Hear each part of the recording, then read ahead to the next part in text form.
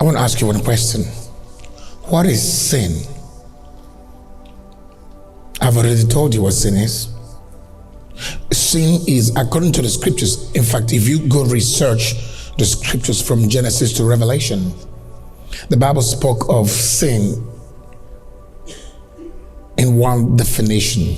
Sin has one definition. It's either you are going off the mark, or you're going against the laws of God. The laws of God. And when the Bible speaks of the laws of God, the Bible is referring to the act, the laws that God used to create man. I think Satan would remain one good subject or one person to use in order to get a deeper understanding of what sin is, the relational factor of sin. Who's Satan? The Bible calls the devil an adversary of God. The Bible says that he's a liar. Okay, he's an adversary of God, a liar. And God said, in the devil there is no truth. There's no truth in him. There is no truth in him. What is truth?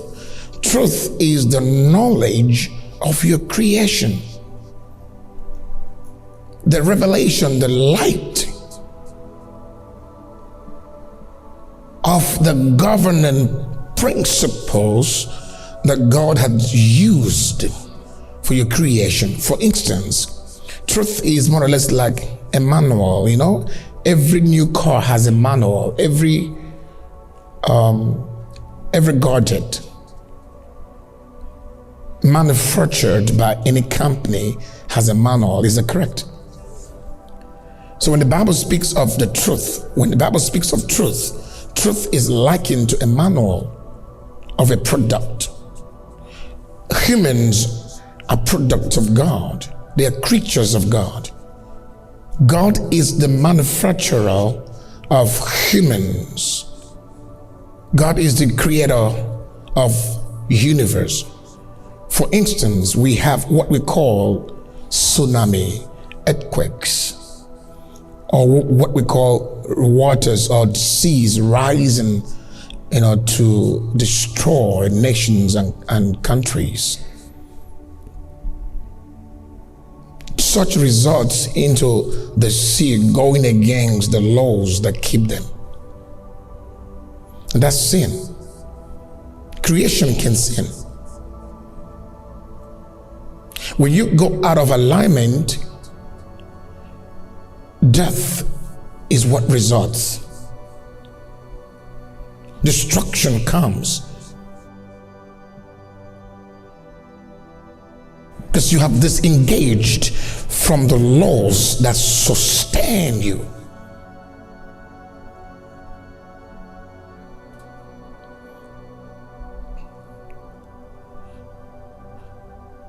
So, having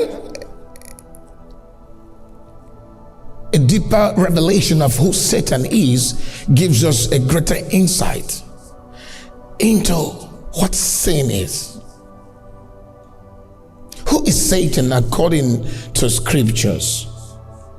Adversary, an opposition of everything God does. He is a destabilizer.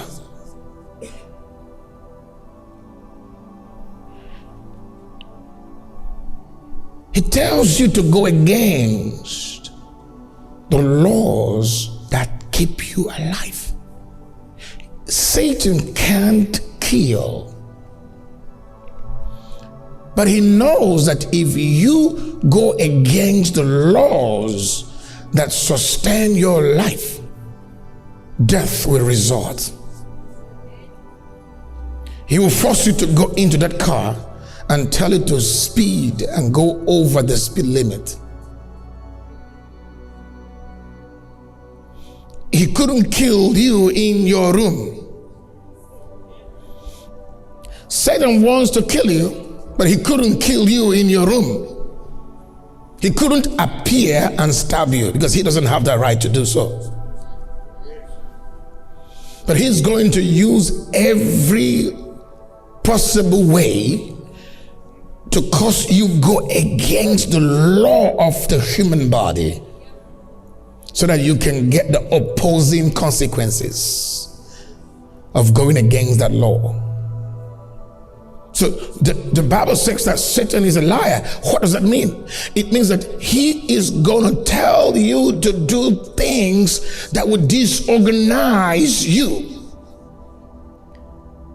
If he doesn't cause you to sin, the sin that will corrupt your spirit, he will cause you to sin the sin that will corrupt the principles of your human soul. If he's unable to kill your connection with God spiritually, he's going to disconnect your connection with God in your soulish realm. He's going to cause you to sin in the body. Okay, haven't you heard of when Paul said, this particular sin is a sin against your body?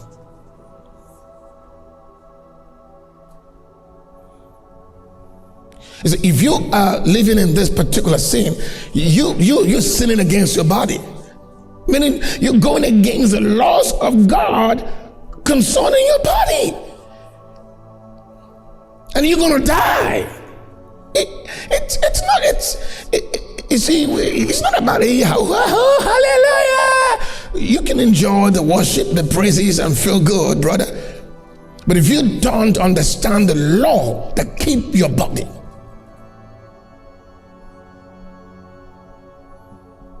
it will result to death. Halia, Halia, Sepayada, Efrapakayada, Separadia, Ali Sapayada, Halia, Sahila, Fapayada, Ekosapahira, Masapayada, Laila, Familia, Sepakariada, Yakapaya, Sefria, Perika Payada.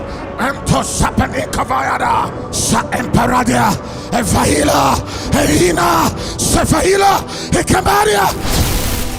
We increase in spiritual ranks when we capture certain depths in the realms of your sin. When we elevate into that encounter, something is captured in the realms.